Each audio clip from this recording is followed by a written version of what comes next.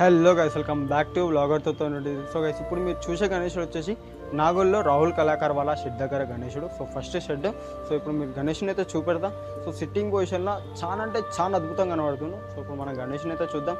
So అదేవిధంగా మన ఛానల్కి అయితే సబ్స్క్రైబ్ అయితే చేసుకొని so like and share subscribe. Thank you అందరికీ. జై శ్రీ గణేష్, జై Shriram. Hello, welcome back to బ్లాగర్తో.